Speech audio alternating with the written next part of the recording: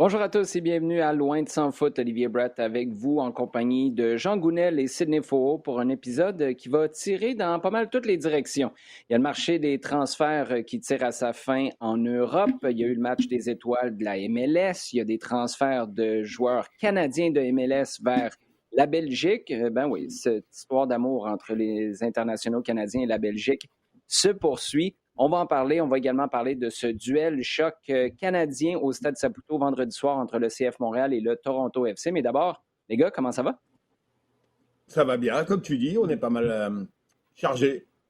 Eh boy, tu dis justement, allons-y parce qu'on ne veut pas perdre de temps. On a déjà assez de sujets à viser. On va commencer avec notre segment à domicile. Sid, Montréal favori contre Toronto. D'abord, est-ce que c'est juste de dire ça? Et ensuite, sur une échelle de 1 à j'ai vraiment peur, ça te fait peur à quel point?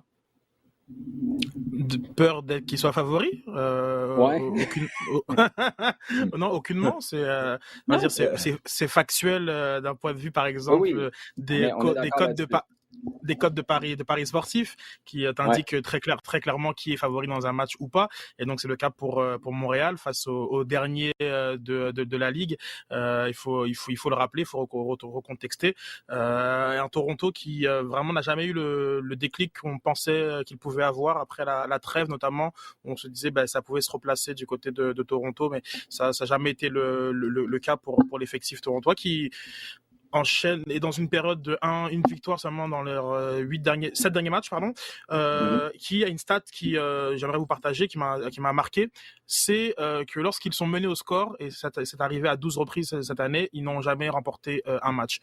Une équipe qui est affectée physiquement, beaucoup de blessures, mais qui est aussi affectée mentalement et dont les crises de vestiaire qui ont amené au départ de l'ancien coach ne sont pas finalement ne soit tassé. Et c'est là aussi que tu vois qu'un groupe va très mal, c'est que même lorsqu'il y a un nouveau coach, il y a pas d'électrochoc. Donc Montréal pour une rare fois, parce que dans l'historique entre les deux clubs dans les 5 dernières années, la position de favori autant assumée, c'était rare. Même aux époques de Drogba, Piatti, c'était quand même on va dire assez égal entre les deux équipes, mais là il y a un favori assumé et ça nous renvoie au premier match de la saison, au 4-2, où on était vraiment dans l'interrogation entre les deux formations, était dans une interrogation spécifique aussi à Montréal par rapport à tous les changements organisationnels qu'ils ont connus. Le 4-2 a fait du bien à beaucoup de personnes, parce que sportivement il fallait justifier beaucoup de choses, et là on se projette aujourd'hui dans ce premier affrontement, il y en aura un autre qui arrive à l'automne, dans une configuration à domicile où seule la victoire sera acceptée du côté montréalais dans les circonstances. Avec ce contexte-là, Jean a une équipe entamée du côté du Toronto FC, une équipe qui peine lorsqu'elle est menée au score, une équipe qui va se déplacer au Stade Saputo. Je pense que on va utiliser le terme guichet fermé pour ce que tu as le droit de rentrer dans le stade. Là. Je pense qu'on va probablement y être très, très près pour le match de vendredi. Dans ce contexte-là, tu es Wilfrid Nancy. Est-ce que tu dis à tes troupes, sortez des blocs comme vous n'êtes jamais sortis des blocs, prenez-les à la gorge et on les chèque en partant? Complètement. Allez-y, on assure. Bon, déjà, première chose assurée, parce que là, c'est clairement comme Sid fait le constat, c'est clairement une équipe qui n'est pas là cette année du tout. On l'avait vu au début de saison. Même s'il y avait encore, à ce moment-là, ils jouaient la Ligue des Champions, il y a toujours cette période un peu bizarre où tu arrives avec une équipe B, mais ça, c'était pareil. Clairement, il y a rien du tout. Il y a aucun fond de jeu dans cette équipe. Clairement, au niveau du travail qui a été fait, c'est pas terrible. Il y a deux renforts cette année. C'est quoi? C'est Soteldo qui est arrivé de Santos. Ok, très bien. L'autre, c'est Dom Dwyer au mois de mai. C'est pas une équipe qui s'est terriblement renouvelée ces dernières saisons, clairement. Donc tu dis, qu'est-ce que tu dis? Tu dis, ok, les gars, allez-y, fort, on rentre dedans parce qu'on a les moyens pour le faire. Attention, c'est pas disant, on part pas n'importe comment. On a les moyens pour le faire, pour vraiment mettre énormément de pression. Toronto, c'est une équipe qui est prise très facilement de vitesse, qui est un des atouts de Montréal. C'est une équipe qui tient relativement mal le ballon, qui pourrait normalement éviter les moments où Montréal se pose des questions, à la perte du ballon et comment on fait pour s'organiser et le reprendre. Donc, oui, clairement, la meilleure chose, à domicile, devant un public bien remonté, c'est de foncer dedans. Ouais, en même temps, je pense que c'est peut-être un public puis un contexte qui pourrait aussi remonter une équipe de Toronto qui, en ce moment, là, si tu leur offres de ne pas faire les séries, chose qui est un constat d'échec presque fatal à ce stade-ci de la saison, mais qu'une victoire à Montréal pourrait priver le CF Montréal d'une place en série au final. Il reste encore beaucoup de matchs à aller chercher, beaucoup de points à engranger aussi. Je ne sais pas. J'ai hâte de voir cette équipe-là de Toronto parce que factuellement, vous avez tout à fait raison avec ce que vous dites. J'ai l'impression que le contexte, il faut souvent le garrocher par la fenêtre quand Toronto joue contre Montréal. Yeah. Puis j'ai hâte de voir ce que ça va donner vendredi. Sid, transfert de Tajon Buchanan des Revs de la Nouvelle-Angleterre au Club Bruges en Belgique. C'est un transfert qui se fait maintenant, mais son arrivée en Europe va se faire seulement au mois de janvier. Ça rappelle il y a quelques années comment le Bayern avait ficelé son entente avec les Whitecaps pour laisser Alphonso Davies finir sa saison et s'en aller au mois de janvier. Là où je veux t'entendre, Sid, c'est sur les chiffres de ce transfert-là. On parle d'environ 7 millions de dollars avec 10 % d'un transfert éventuel de Bruges à un autre club qui reviendrait dans les poches des Revs. Là, ça, c'est à savoir d'ailleurs, ça devient intéressant. Est-ce que c'est 10 % que tu gardes pour toi au complet ou est-ce qu'il y a une portion de ce 10 % qui va à la MLS? Bref, ça devient assez complexe. Mais là, on commence à avoir des éléments de mesure avec des transferts comme ceux-là. Parce que, tu sais, il y a 22 ans, 3 ans en MLS, puis 50 matchs, j'ai envie de te dire, seulement, c'est pas un énorme échantillon, là, 50 matchs, et tu vas chercher 7 millions plus 10 % d'un transfert éventuel. C'est quoi les constats que tu fais de ce transfert-là, Sid? C'est une validation de l'excellent début de saison de New England qui est quand même déjà 40 points, trône au-dessus de la ligue et le fait de façon dominante en termes de buts et de contenu. Donc bravo à Bruce Arena pour ce qu'il a fait. Mais surtout, lorsqu'il y a eu une vitrine continentale, il a répondu présent, Buchanan. C'est le grand gagnant de la Gold Cup. Il a été élu meilleur jeune de la compétition, a marqué contre le Mexique. Il a montré des choses avec un tel flair, parce que c'est vraiment le mot qui me vient en tête. On a une discussion lorsqu'on parlait un petit peu de Mihailovic, qui avant son but d'ailleurs, comme d'habitude, on se fait toujours avoir en tant qu'analyste. Mais c'est vrai que voilà, ce petit quelque chose là qu'il y a chez Buchanan et qui continue en fait à chaque fois que les yeux sont braqués sur lui, à toujours répondre présent. C'était pareil sur le but de la tête. Je pense que contre Toronto, non, c'était comme au match précédent qui marque de la tête. Je pense que c'est contre Miami, si je me trompe pas, but après but, passe après passe. Là, il a 6 buts, 7 passes, mais c'est assez impressionnant à quel point Buchanan, il explose tout. Et on a un club qui a été quand même assez ouvert à l'idée de le vendre. Je crois que les rumeurs datent de plusieurs semaines et l'attitude de New England, j'ai trouvé très accueillante sur l'idée que son destin s'écrit ailleurs et très rapidement. Bruce Arena, il s'est jamais caché de ça. Il a eu, lorsque j'ai écouté la conférence de presse qui précédait le match contre New England Revolution, une question lui a été posée dessus. Et en toute transparence, il expliquait que oui, il y a des offres, on va pas commenter les rumeurs, mais en même temps, on est complètement ouvert à ça. Et c'est là où je vois que il y a des clubs qui sont très très à l'aise par rapport à ça. Mais au niveau du montant, moi je pense que ce qui m'intéresse le plus, c'était le 10% à la revente. Je crois que les clubs MLS, ils ont compris que en tant que position un peu de tremplin, c'est le meilleur levier qu'ils ont. Donc s'il nous fait un parcours un peu à la Jonathan David, parce que c'est assez évident quand tu vois, voilà, Belgique, peut-être France, ou lui, je pense qu'il ferait peut-être Belgique, Allemagne. Il y avait beaucoup de rumeurs du côté de Francfort ou ailleurs. Ce 10%, il va être très important. Parce que ça, s'il y a des clubs qui négocient encore mieux que New England, eh ben là, tu vas récupérer une partie de la mise. Donc, très intéressant du côté de Tajon Buchanan, qui pourrait, bon, après, ça, c'est un stretch, mais jouer la Ligue des Champions si le club rouge se retrouve dans la phase éliminatoire à partir du mois de janvier, mais bon, ce sera déjà acté au moment où lui il signera, il saura si ce sera Ligue des Champions ou peut-être pourquoi pas Ligue Europa si ils accrochent la 3e place. Donc, tu viens-tu de sortir tes écharpes du Club Bruges, toi, là? Mais tout comme Jonathan David à Lille, forcément, en fait, tu commences à avoir des allégeances un peu partout parce que tu veux suivre l'équipe nationale qui je peux t'écouter encore une fois, ouais, c'est 9-9, je le répète, mais quand on parlait du Unattached FC, c'est fou de voir aujourd'hui, voilà, c'est tous ces kids on est ailleurs. Ah non, c'est le jour et la nuit et c'est plaisant, c'est très très plaisant. Ouais, là, repars-moi pas sur les commentaires de Victor Montagliani, s'il te plaît, Sid. On aurait pour 2 heures juste pour donner un petit peu de contexte, là, parce que tu as ouvert la porte puis les gens vont se demander de quoi tu parles s'ils n'ont pas entendu l'émission.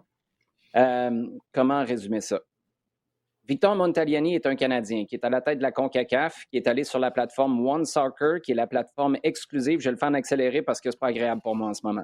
Yep. La plateforme exclusive de l'Association canadienne de soccer en partenariat avec Mediapro pour diffuser le contenu canadien, que ce soit les équipes nationales, la Gold Cup, les qualifs, à part quelques petites exceptions. Vous verrez ça au cours des prochaines semaines. Et la CPL aussi. Là, Victor Montagliani débarque sur la plateforme One Soccer, comme si ce n'était pas évident que ton pitch de vente, c'était d'essayer de mousser les abonnements. Et il commence à blaster les médias en disant que le problème, un des 2 problèmes au Canada, dans l'histoire du soccer canadien, ça a été le manque d'investisseurs qui ont le guts de mettre de l'argent sur la table en ne voulant pas un retour sur investissement immédiat. Et là, c'est le moment où il est parti sur une dérape. Les médias avec qui Soccer Canada a toujours eu une relation à sens unique, dans le sens où, là, c'est dire à lui, le Canada donne aux médias et les médias ne redonnent pas en retour. Il a parlé du fait que Soccer Canada a été obligé de débourser pour mettre son équipe à la télé dans le passé. Je nie absolument pas ça. C'est la vérité. Mais pose-toi la question à savoir pourquoi. Et pour moi, il est allé beaucoup, beaucoup trop loin quand il a dit l'équipe nationale, nos équipes nationales méritent, en fait, je parle de ce qu'il parlait au singulier, là, mais peu importe, vous comprenez, méritent la couverture des médias traditionnels, mais les médias traditionnels ne méritent pas leur équipe nationale. Je suis désolé, Victor, là, mais ça ne va pas bien. Tu n'es pas là du tout, du tout, du tout. Vous avez fait un choix d'aller sur une plateforme qui n'était pas juste spécifique, pas juste sur le web, mais qui n'est pas all sports, comme les DAZN, etc. Tu vas sur une plateforme qui diffuse presque exclusivement du soccer et presque exclusivement du soccer canadien. C'est une niche dans une niche dans une niche, puis au fond de la niche, tu trouves une autre niche où Victor Montagliani est en train de chialer après les médias traditionnels. Et pour moi, ça a été scandaleux comme commentaire. Ceux de Montagliani, je t'avais dit, Sid, que je ne voulais pas que tu ouvres cette porte-là, mais tu l'as fait, puis là, ça fait 2 minutes et demie à peu près que je rante, mais ça va être fini après, je vous le promets, puis j'ai une dernière question pour Jean Gounel sur Tajon Buchanan par la suite.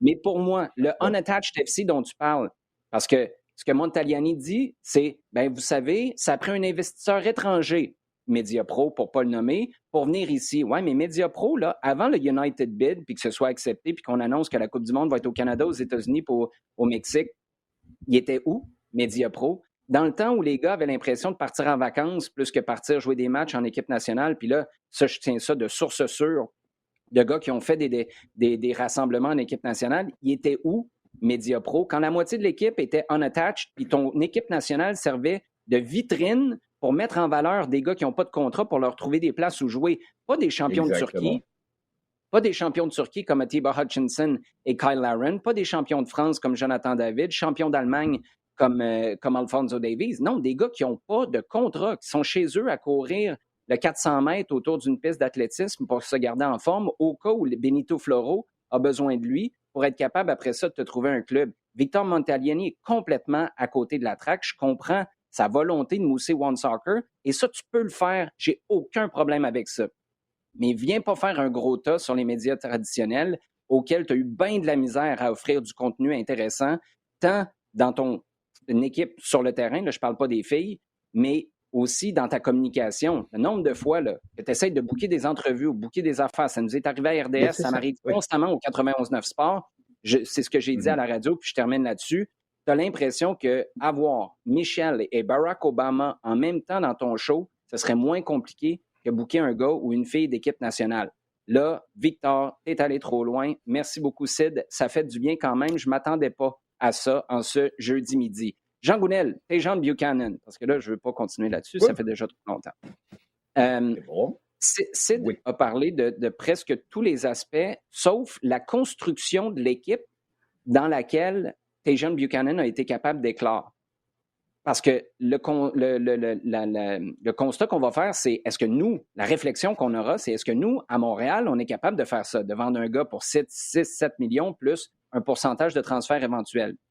Mais il ne faut pas oublier que, à quelque part, Buchanan, Jean, il a été protégé par les Gustavo Beau, Carles Hill, il y a Adam Buksa qui sont là, des gars qui enlèvent un peu de chaleur parce que là où ça peut devenir contre-productif, c'est si tes jeunes de 20, 21, des fois plus jeunes que ça encore, ont toute la responsabilité de traîner l'équipe. Là, tu n'es pas vraiment dans une dynamique où tu te dis « Hey, je vais essayer des choses, je vais être moi-même, je vais juste m'éclater, puis ça donnera le résultat que ça donnera en espérant que j'exploite mon plein potentiel. » Tu es aussi en train de te dire « Hey, c'est moi qui ai la responsabilité d'être un leader dans cette équipe-là. » Donc, sur la prochaine année, ça va être intéressant de voir comment Olivier Renard va aller chercher des vétérans, ce que Bjorn Johnson devait être ou devrait être éventuellement s'il est capable de remettre le train sur les rails. Mais écoute, d'abord, hein, tu parles, oui, j'aime ton profil de joueur. J'aime bien, ça fait penser un peu à Cal Laren à un moment où il y a eu beaucoup d'attentes sur lui C'est vrai. et trop clairement, ça a été trop. Il a un petit peu disparu et là, le voir réapparaître dans un autre environnement où justement cette pression-là n'existe pas vraiment, en tout cas est déplacée. Semble lui donner un nouveau départ. Pour ce qui est de Montréal, clairement, c'est c'est quelque chose à regarder. Qu'est-ce que tu veux? Tu veux être capable de pouvoir pousser des joueurs, les amener dans ce genre de conditions-là. Oui, encore une fois, c'est vrai que du côté de Nouvelle-Angleterre, Arena avait trouvé des joueurs capables de tenir et d'être les joueurs porteurs et d'amener l'équipe à un certain niveau pour ensuite que les joueurs, je dirais, entre guillemets, complémentaires puissent s'exprimer bien. Et on le voit d'ailleurs la saison dernière, quand Nouvelle-Angleterre, petit à petit, trouve une assurance et une identité dans le jeu, parce qu'il venait de loin quand même. Hein. Justement, avec Giel, avec Beau, Bouchard. Et petit à petit, c'est une équipe qui a pris vraiment une identité, une confiance et des certitudes dans sa façon de jouer, et qu'ensuite, ça a été clairement beaucoup plus facile.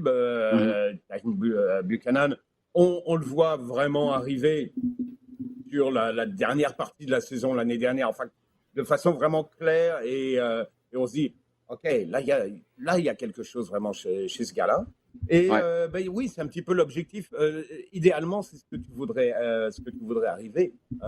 Clairement, oui, amener que tes joueurs soient les joueurs qui tirent vraiment, et que ensuite, ponctuellement, ici et là, tu aies des joueurs qui soient capables de grimper d'un niveau, de mettre à celui justement de ces joueurs phares, et d'accompagner pour comment dire, franchir ce palier, pas simplement te qualifier, mais faire quelque chose de bien en série. Oui, et là, pour une énième fois, pour ne pas dire une 150e fois, Bruce Arena, je m'excuse. J'avais l'impression qu'on allait ramener un dinosaure en MLS quand tu es revenu en Nouvelle-Angleterre. Je suis désolé, fois 1000, j'étais dans le champ, j'ai rien compris de ce qu'un gars comme lui peut savoir sur la MLS et surtout comment il est capable d'évoluer dans sa manière d'assembler des joueurs, de s'ajuster aux nouvelles réalités de la MLS, que ce soit les transferts, les masses salariales, tous les règlements que Bruce Arena connaît évidemment très bien. Donc, encore une fois, mea culpa, monsieur Bruce Arena. Temps additionnel maintenant, Sid. Là, on y va avec la une sensationnaliste ou... on va y aller avec la une sensationnaliste. C'est fini entre Pep Guardiola et Manchester City. 3 petits points en 2023. Oui, ouais, c'était vrai hier, c'est vrai aujourd'hui. C'est tout simplement la date d'échéance de la fin de son contrat. Maintenant, il y a une déclaration de sa part qui remet ça au centre de l'actualité, où il indique clairement qu'il pense à prendre une sabbatique et viser de coacher une sélection, donc ce soit sud-américaine ou soit européenne. Bon, comme ça a l'air large comme ça, mais lorsqu'on fait l'exercice, il n'y a pas beaucoup de sélections qui correspondent à Pep Guardiola. Mais très intéressant le fait Mais tu le verrais où? Excuse-moi, Sid, je t'interromps parce que tu le verrais où dans ce cas-là? Si tu as une liste, une short list à faire. Il y a du côté de l'Amérique du Sud, c'est clairement l'Argentine ou le Brésil. Il avait été proposé pour le Brésil et ça s'était pas fait. Je ne dois pas aller faire quelque chose un peu plus entre guillemets exotique comme le Chili que Bielsa avait fait. Mais tout de suite, c'est des mastodontes. Du côté de l'Espagne, il faudra résoudre la question catalane, si je peux dire. Il y a des positions très claires et marquées de Pep Guardiola qui font en sorte que c'est pas certain que l'Espagne soit forcément un bon fit. Les traditions des coachs étrangers, il y a très peu d'équipes. Il y a l'Angleterre et la Belgique qui sont dans pas une tradition, mais qui ont montré de l'ouverture parmi les très grandes nations pour des coachs étrangers. Ensuite, voilà, c'est-à-dire comme techniquement, si je puis dire, la France, l'Allemagne et l'Italie, c'est pas des destinations qui vont être possibles parce qu'ils vont puiser dans leur propre vivier. Et lorsqu'on fait, ça fait pas beaucoup d'équipes, parce qu'après pour le reste, on serait vraiment dans du champ gauche, je sais pas moi, type Japon, Qatar, comme on a déjà vu des grands coachs aller sur leur banc, mais est-ce que c'est dans le destin de Guardiola? Je le sais pas. Mais bon, Jean a déjà des noms en tête de coachs de gros CV qui sont ouais. Oui, après ça. Mais donc voilà. Mais par contre, moi, ce qui me surprend, ce que j'aimerais mettre dans le débat, c'est que dans la stratégie de mercato de Manchester City, savoir que Pep Guardiola ne sera pas là à partir du cycle 2023-24, il y a des joueurs qui auraient tendance à pas vouloir s'engager avec Manchester City ou l'inverse. Mais bon, je pense plutôt qu'il y a des joueurs qui ne voudraient pas s'engager avec Manchester City parce qu'ils savent qu'ils font pas partie de cette espèce de cycle Guardiola. Donc d'annoncer dès maintenant cette décision, forcément, ça met une forme de friction, de tension sur les choix des cibles pour le prochain mercato. Bon, celui-ci avec la grosse nouvelle on en parlera tantôt, mais pour le prochain mercato, tu sais que Guardiola, c'est 1 an que tu feras avec lui, pas plus. Donc ça, je trouve ça intéressant quand même de dévoiler ce type d'information dès maintenant. Bon, convocation en passant, il y a l'Irlande aussi qui a déjà déboursé beaucoup d'argent pour des entraîneurs italiens qui étaient peut-être plus sur la fin, là, mais je dis ça, je dis rien. Moi, je le prendrais, Pep Guardiola, il n'y a pas de trouble. On est bien avec John Herdman. Aucune malice envers M. Kenny qui coach présentement l'équipe de la République d'Irlande, mais tiens, je lance ça. Écoute, Noël, ça s'en vient bientôt, pourquoi pas. Jean, il y a beaucoup de conversations, beaucoup de polémiques autour des positions qui ont été prises par des championnats en Europe qui disent, nous, les joueurs qui s'en vont en équipe nationale, parce que les fenêtres internationales s'en viennent la semaine prochaine, on ne veut pas les laisser partir pour des pays qui sont considérés comme des zones rouges de la COVID. Ça va venir comment, toute cette histoire-là? Est-ce que la Premier League, par exemple, est-ce que la Premier League a vraiment ce genre de pouvoir-là? Parce que c'est une chose de le dire et de faire peur à tout le monde, d'avoir l'air du bonhomme 7 heures, mais après ça, quand c'est le temps de vraiment laisser tomber le couperet, est-ce que la Premier League irait jusque-là? Je pense que oui. Je pense qu'ils ont montré qu'ils avaient... dans leur tête, je ne parle pas de façon objective en le regardant comme ça, mais je crois que dans leur tête, ils ont montré qu'ils avaient la poigne au printemps dernier avec l'histoire de Super League. Et que dans leur mécanisme de pensée, c'est un petit peu grâce à eux-mêmes ils ont eux-mêmes réussi à freiner toute cette histoire-là. Donc je pense qu'ils ont pas mal l'idée qu'ils sont très grands, ce qui est jusqu'à un certain point assez logique. Mais je pense qu'ils sont tout à fait, je veux dire par là, qu'ils sont de cette façon-là tout à fait prêts à aller au clash, complètement. Comment ça va se régler? Parce que quand tu regardes un petit peu l'histoire, tu peux écouter les deux côtés. Je sais que d'un Mhm. côté, il y a une certaine équité sportive et certaines demande qui est de laisser jouer les sélections nationales et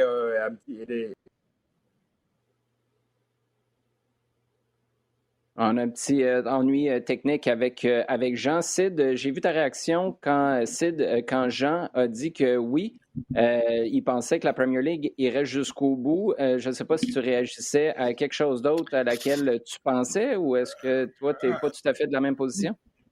Déjà, bon, on parle de quand même une soixantaine de joueurs qui sont concernés par cette décision-là du côté de la Première Ligue et de la Liga. Il y a déjà une réponse d'Infantino qui appelle avec beaucoup de courtoisie les clubs à faire preuve d'ouverture pour la fenêtre internationale. Mais il y a des règlements qui sont très très très très forts, qui donnent vraiment le gros bout du bâton à la FIFA. Je suis pas certain qu'on veuille aller jusqu'au conflit entre les ligues et l'organisation internationale. Donc je suis quand même surpris en fait que la décision ait été prise apparemment sans consultation avec la FIFA, parce que comme allait le dire Jean, ils ont les arguments. Il y a des pays qui considèrent à juste titre, il me semble, sur une liste rouge. Il y a des arguments. Maintenant, la plupart des joueurs, par exemple, du côté de l'Amérique du Sud, ont été vaccinés durant la Copa. Les joueurs Mais ont fait la c'est un Copa.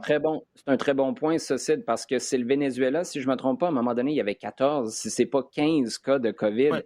À quelque part, tu ne peux pas vraiment te péter les bretelles et dire que tes mesures sanitaires sont exemplaires si tu as à ce point-là une éclosion dans une équipe. Tu n'as pas de pare-feu à quelque part au cas où tu as un gars qui soit infecté. Puis c'est ça qui inquiète la Premier League. Oui, oui, tout à fait. Donc, c'est comme le cas du Venezuela, c'était vraiment une vraie catastrophe. Cependant, on a beaucoup de Brésiliens, on a beaucoup d'Argentins dans ces ligues qui ont participé à la Copa jusqu'au bout, qui n'ont pas été affectés par tout ça. Donc, Ouais. je vois du côté des sélections l'argument de dire on est capable d'assurer aussi une sécurité. Et je crois peut-être que ce qui dérange le plus, c'est d'être pris un peu par surprise. Le communiqué a eu lieu hier. La fenêtre internationale, on la connaît, on la connaît Demain matin. depuis. Voilà. Donc peut-être que s'il y avait plus de concertation, il y aurait pourquoi pas une forme d'arrangement.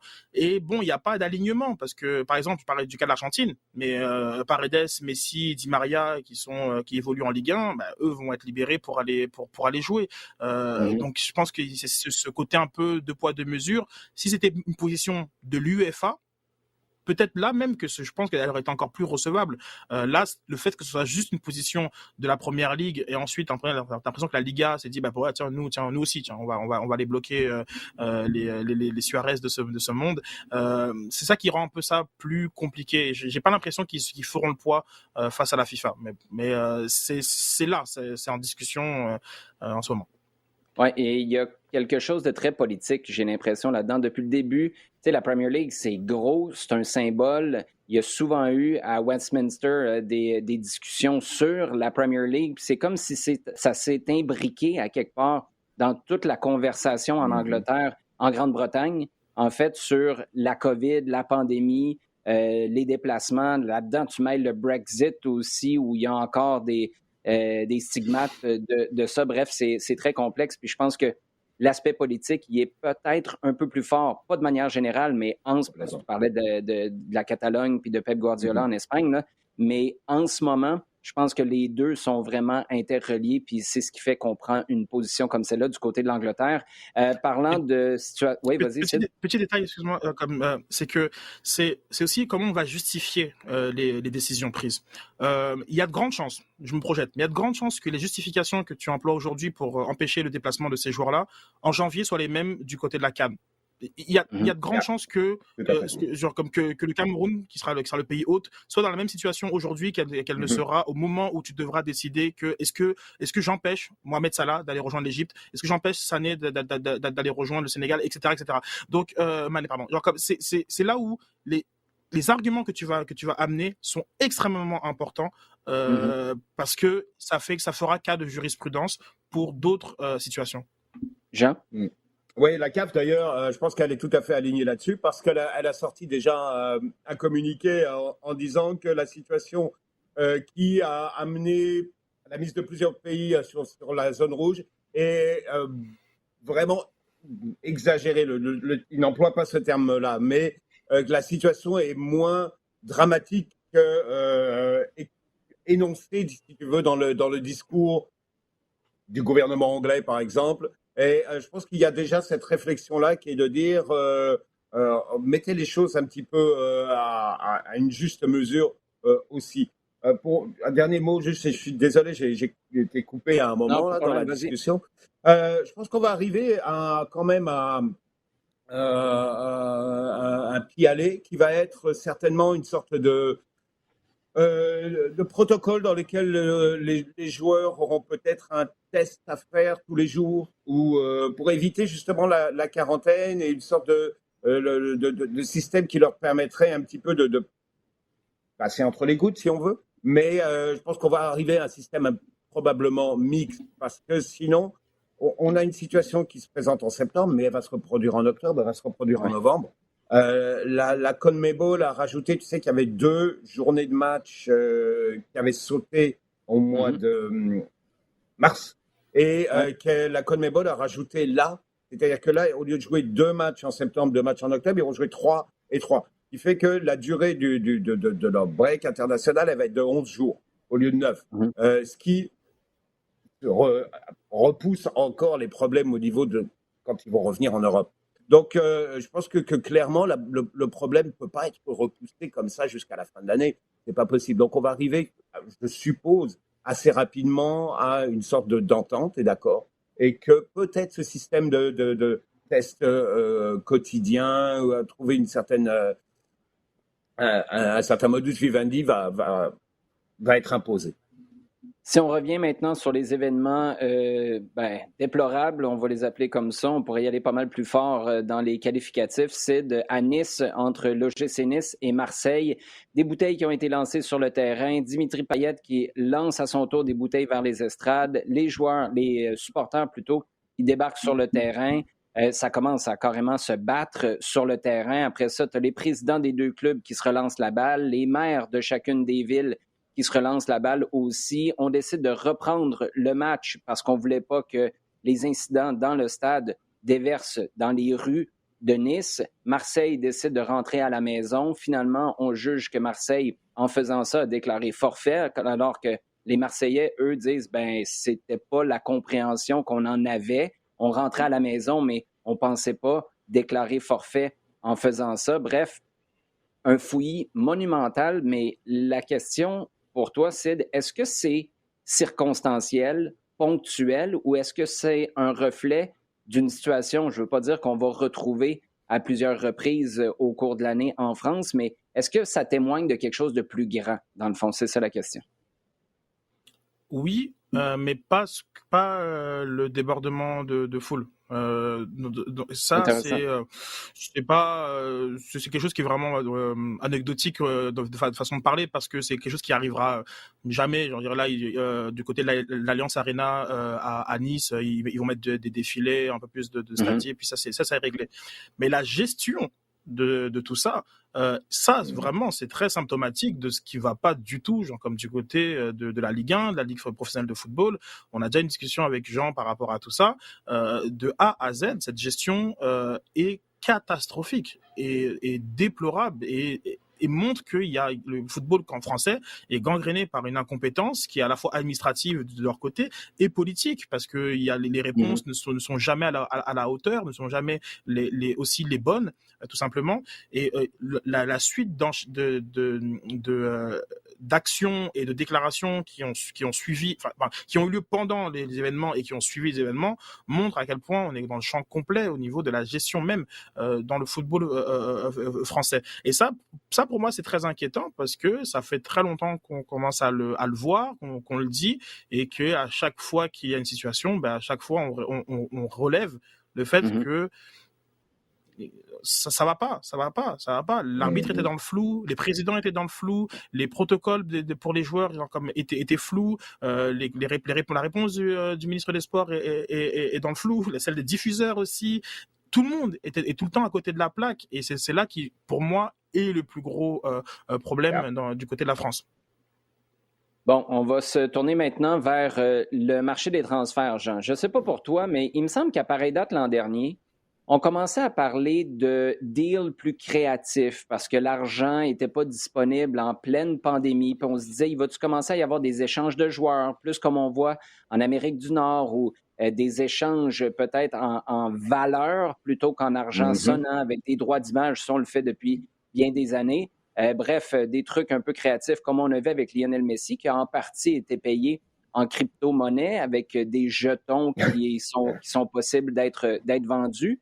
Ceci dit, je ne sais pas pour toi, là, mais je ne m'attendais jamais à voir des rumeurs de transfert aussi importants. Le Messi est parti. Tu as l'agent de Ronaldo là, qui était sur le point, supposément, on serait sur le point de l'amener à Manchester pour jouer avec Manchester City, lui qui est avec United de 2003 à 2009.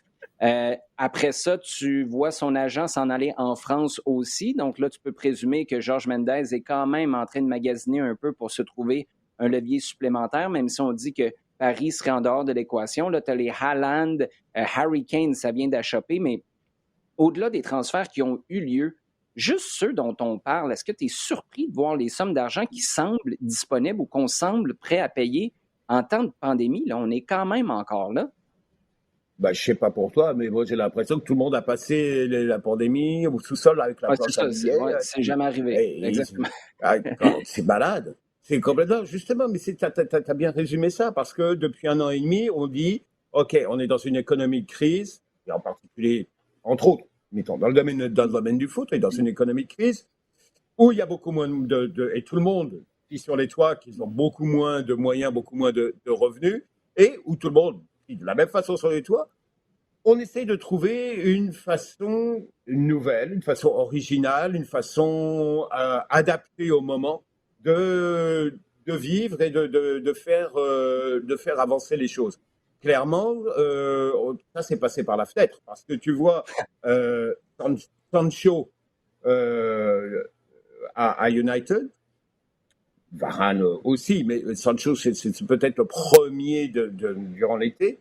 Tu vois Grealish, tu vois Lukaku, tu vois les chiffres qui étaient annoncés pour Kane avant qu'il se rétracte finalement l'année dernière.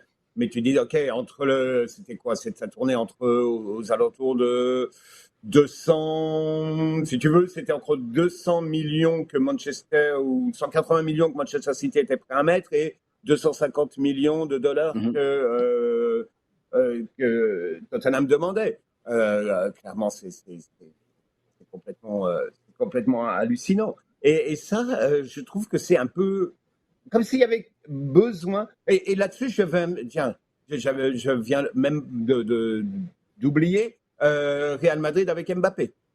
Ce que le Real vient de proposer, qui était encore de 160 millions d'euros pour Mbappé.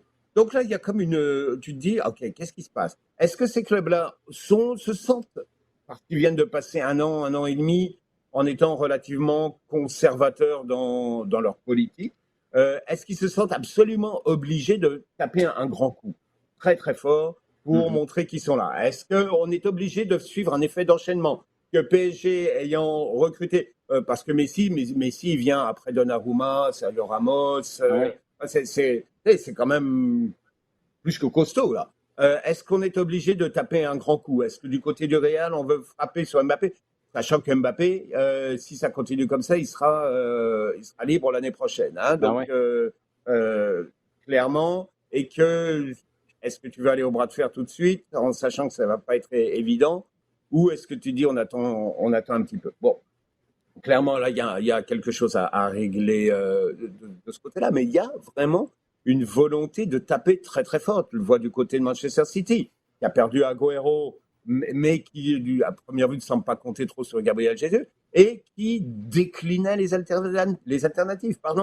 Grealish. Eux, ils pensaient Kane. Après Kane, qu'est-ce que tu vois circuler? Les noms de Lewandowski. Tu vois circuler le nom de Haaland. Après, il y a du pour et du contre de chaque côté. Et puis là, effectivement, qu'est-ce que tu vois? Il semblerait qu'ils aient un accord avec Cristiano Ronaldo, qui serait encore autre chose, parce que là, ça rentre dans une stratégie.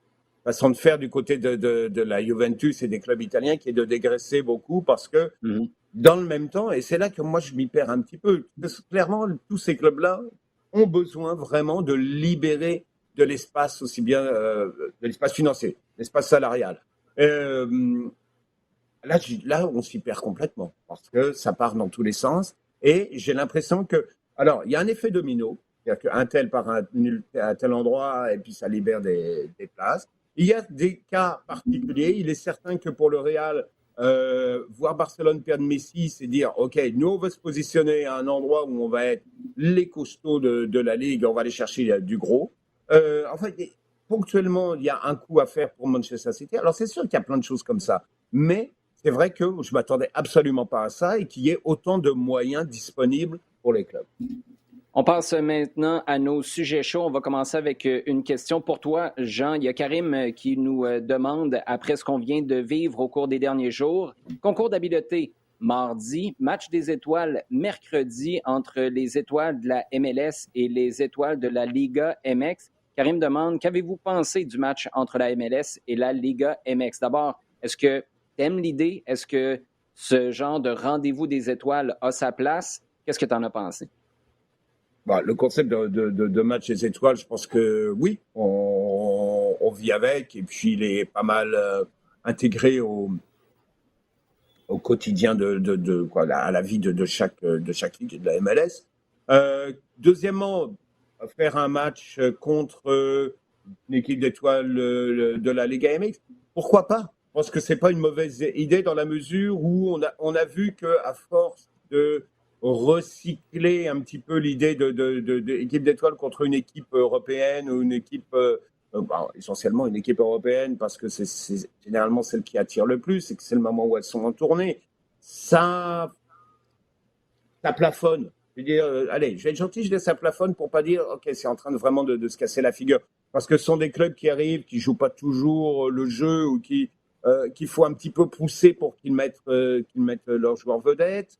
Ils sont moyennement en préparation, ils sont moyennement concernés. Donc, autant faire quelque chose qui ait du sens, et d'aller, vu qu'il y a une volonté de rapprochement entre les deux, attention, entre les deux championnats qui sont la Liga MX et la MLS, faire tout un événement qui rentre dans la logique de la Campeones Cup, de la Machin League et tout, qui, pour moi, sont un petit peu une trop grosse surenchère. Parce qu'on veut nous vendre quelque chose qui existe déjà à travers une organisation continentale. Mais si tu veux faire quelque chose Ligue à Ligue, c'est très bien. Allons-y comme ça. Je pense que tout le monde a apprécié ce qui s'est passé lors du match des étoiles là. Le niveau était tout à fait honnête. On a vu des joueurs qu'on est amené à voir très très régulièrement, surtout dans un contexte à la veille des éliminatoires Coupe du Monde, et juste après la Gold Cup. Donc ouais, c'est très bien. Je pense que c'est amené à continuer comme ça, oui. Sid, un petit commentaire là-dessus, peut-être, avant d'y aller de la prochaine question? C'est le match des étoiles qui m'a un peu le moins intéressé dès l'annonce de tous les... Comment, c'est pas le bon terme, tous les joueurs qui étaient sélectionnés mais qui ne participaient pas finalement à l'épreuve. J'avoue que comme un désintérêt complet, mais à l'inverse, les skills que je trouvais un peu comme une gimmick l'an passé à Orlando, ça m'intéresse de plus en plus. Ah, mais moi, j'adore ça. Je trouve qu'il faut complètement revoir le format spectacle de ça parce que dans un stade, ça marche pas. Il faut que tu briefes les gars. Tu sais, Jorge Campos qui se pointe là avec ses babouches en cuir, là. Come on!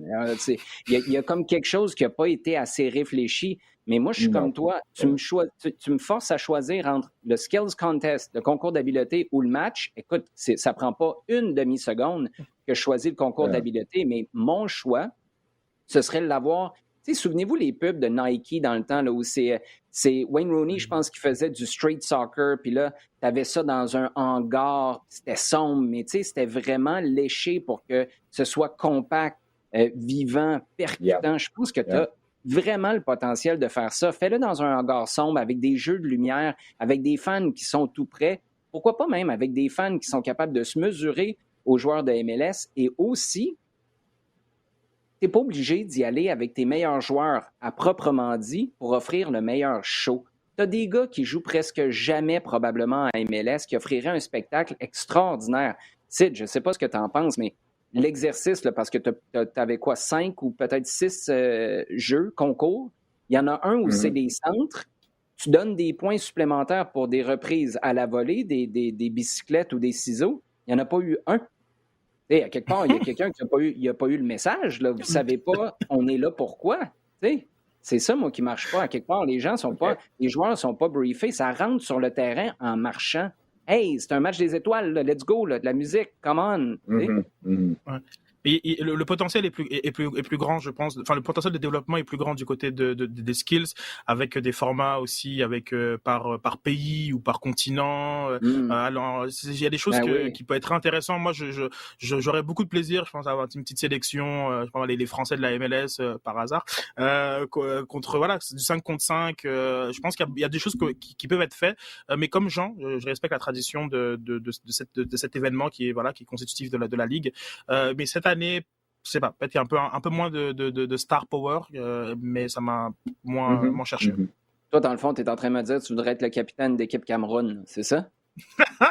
Oui, exactement. Okay, il y aurait une belle équipe africaine qui peut se faire la MLS. J'avais jamais pensé à ça, Sid, mais tu as raison. Toutes les déclinaisons que tu pourrais faire d'une année à l'autre, c'est super intéressant. Justin Carrier, Sid, nous demande, est-ce que le CF Montréal va finir plus haut que la 5e place dans l'Est en 2021? Non. Ça veut dire 4. Beaucoup. Ouais. On s'entend que de 5 à 7, tu es content? Oui, très content. C'est effectivement, mais non, plus haut que 5, je trouve que ça prendrait une fin de saison que personnellement je ne vois pas pour le moment. Puis on a en haut, je trouve que les équipes sont quand même un peu plus matures dans le jeu, ou du moins dans la finition. Je trouve qu'on a plusieurs à chaque fois. Plusieurs joueurs qui... tous les problèmes de finition et d'attaque qu'on parle assez régulièrement au podcast semblent réglés du côté des autres équipes qui ne sont pas dépendants de la forme de 1 ou 2 joueurs. Donc, c'est ambitieux plus que 5. On a failli faire une émission complète sans parler des problèmes en attaque du CF Montréal, mais c'est correct. On va te permettre cette petite parenthèse-là. Sid, on va y aller avec toi encore pour la prochaine question, celle de Pascal Blais. Qu'arrive-t-il avec Balou Tabla? Allons-nous le revoir dans la formation en 2021? Alors, il s'entraîne avec le groupe et avec Contact depuis la semaine passée. Il y avait une rechute dans son cas où il avait un peu disparu de ses entraînements avec Contact. Il travaillait beaucoup avec Jules. Donc aujourd'hui, il est, comme Wilfried Nancy aime à dire, il est à la disposition de l'équipe puisqu'il s'entraîne avec le groupe.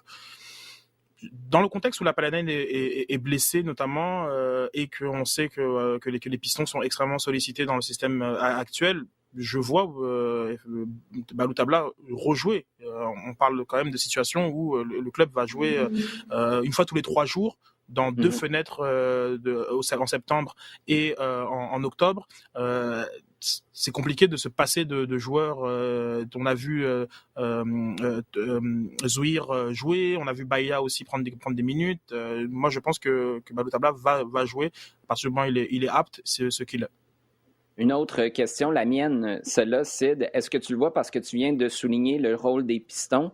Est-ce que tu le crois capable de jouer là? D'abord, en raison des exigences physiques pour un gars qui reviendrait. Je comprends que tu n'es pas en train de dire on le fait jouer les 90 minutes de départ. Là. Ce ne serait pas ça le scénario, évidemment. Mais puis en termes de responsabilité défensive, souviens-toi, au début de la saison dernière, c'était quoi? C'était en Ligue des champions CONCACAF. Yeah. Il avait complètement échappé son gars dans la surface de réparation. Est-ce qu'il est assez fiable, tu penses, dans les deux sens du jeu, Sid, pour lui donner des minutes, ne serait-ce qu'en fin de match, dans un rôle comme ça? C'est sûr que comme avec Team Canada, c'était un peu différent, mais il était utilisé comme un ailier par Biello et Herman. Donc je crois que je parle durant le tournoi de préqualification pour les Jeux Olympiques. Donc il était utilisé dans cette zone.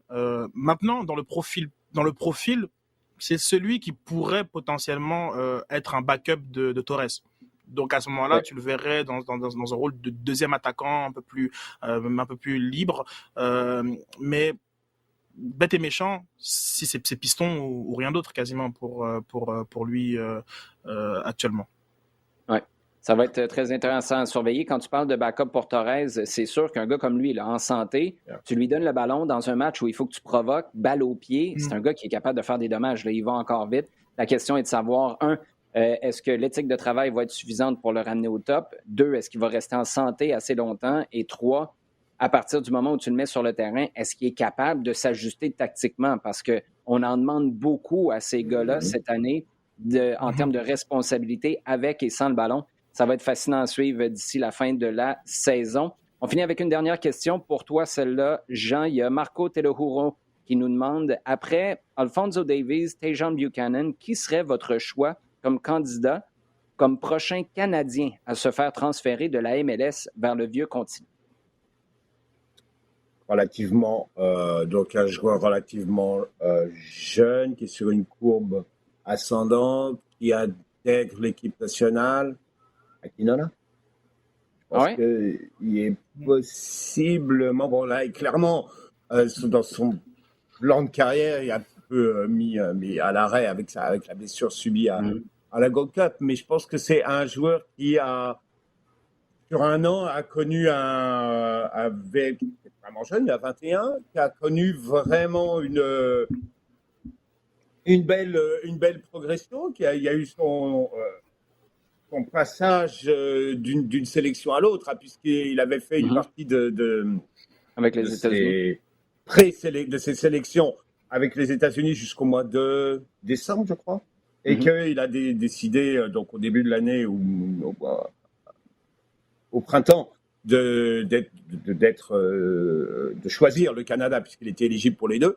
Je pense que lui, il pâtit aussi un petit peu de la situation à Toronto. Bon, il a pâti de la situation à Toronto, donc je pense que ça va être probablement un joueur vers lequel le club... je pense que c'est un joueur que le club va vouloir monnayer probablement, ou en tout cas faire briller vers l'extérieur avec ses prestations avec l'équipe canadienne pour tenter de trouver un accord avec un club à l'étranger. Ben, la bonne nouvelle du côté d'Akinola à Toronto en ce moment, c'est qu'il va être capable d'avoir plein de bonnes lettres de référence avec la quantité de coachs qui passent à Toronto depuis 1 an et demi. Donc, ça, c'est l'upside de la chose un peu. Sid, si je te pose la même question, est-ce que tu parles d'Akinola? Je sais que plusieurs personnes sont bien excitées à l'idée d'Alistair Johnston, défenseur latéral à Nashville. C'est un gars qui pourrait être intéressant. Il est très... je dis pas ça dans le sens péjoratif, là, mais ça a l'air d'un gars fiable qui est capable de se tourner vers l'avant. Peut-être même une marge de progression possible si tu le mets... Parce qu'il y a des gars comme ça là, qui survolent déjà leur championnat. J'ai pas l'impression que Johnston survole la MLS, mais j'ai le sentiment qu'il y a une marge de progression possible si tu le mettais dans un groupe ou dans un championnat encore plus relevé. Il y a lui, est-ce qu'il y en a d'autres qui te viennent en tête ou ce serait ces gars-là? Comme international actuellement, je penserais du côté de n'importe qui. Hein, Alors, Le truc, c'est que justement, si c'est un Canadien n'importe qui, ce sera pas forcément un gros nom parce que il y a des coachs pas des coachs. Il y a des clubs qui vont, tu regardes la date de naissance par exemple, puis disons que Koné ou enfin d'autres joueurs de ce type-là enchaînent 5-7 matchs, ils peuvent se positionner tout de suite sur ces joueurs-là parce qu'aujourd'hui on est comme de plus en plus agressif et que la marque canadienne est un peu plus sexy. Mais parmi les internationaux, je pense que celui qui va beaucoup gagner les 2 prochaines fenêtres, c'est Kamal Miller. Le Canada arrive à faire un bon parcours, des bonnes qualifs. Yeah. Lui, tout de suite, il peut attirer l'attention parce qu'il dégage aussi quelque chose. Il a une puissance physique, il a une assurance dans son football qui fait qu'il peut être intéressant. Encore, bon, lui, c'est il a la limite parce qu'il a 24 ans, je crois. Mais lui peut vraiment gagner des 2 prochaines fenêtres de qualification pour la Coupe du Monde au Qatar. Ouais, et j'ai l'impression qu'Olivier Renard s'est dit la même chose aussi. C'est la raison pour laquelle, dans la première semaine de la Gold Cup, si je me souviens bien, on lui a fait signer un nouveau contrat pour prolonger son attache avec le CF Montréal. Les gars, dans la prochaine semaine, on va commencer par toi, Jean. On surveille quoi? Tu sais, Brentford, là, tu nous avais même pas parlé d'eux autres quand ils ont joué leur première semaine, leur première journée de championnat en Premier League. Ils ont battu Arsenal 2-0. Ça a été une grande déception dans le dernier mois, en ce qui me concerne. Là, tu surveilles quoi? C'est pas obligé d'être Brentford, mais si c'est Brentford, on va être... Non, je vais changer un petit peu quand même. Écoute, là, je vais attendre un petit peu de voir ce qui se passe. Les débuts de Messi avec Paris, qui pourraient être ce week-end. On a suivi un petit peu ça. Sinon, écoute, oui, on va voir comme on disait en tout début d'émission, comment Montréal va entamer son match contre Toronto. Ça va être intéressant. Oui, l'ambiance, ça va vraiment être fascinant à voir comment soit la foule va influencer le match ou le match va influencer la foule. Dans ton cas, Sid? C'est vrai. Ce sera samedi, City Arsenal, samedi matin. Donc, ce sera le match qui va retenir mon attention cette fin de semaine. OK, mais là, Arsenal, aïe, ça va retenir ton attention pendant 45 minutes, puis après ça, tu vas pouvoir aller avec la famille parce que ça va être terminé. C'est ton plan de match? Non, même pas. Mais c'est mon affiche du week-end avec effectivement Montréal-Toronto ce vendredi soir que j'ai vraiment très, très hâte au stade par rapport à l'ambiance qui, je pense, sera électrique. Magnifique, les gars. Merci. Toujours un plaisir. Merci bien. Merci à vous d'avoir été à l'écoute et de nous poser vos questions. Continuez à le faire sur Twitter avec le hashtag LDSF. Continuez à partager le contenu également sur le rds.ca/balado-diffusion sur iHeartRadio et toutes vos plateformes préférées.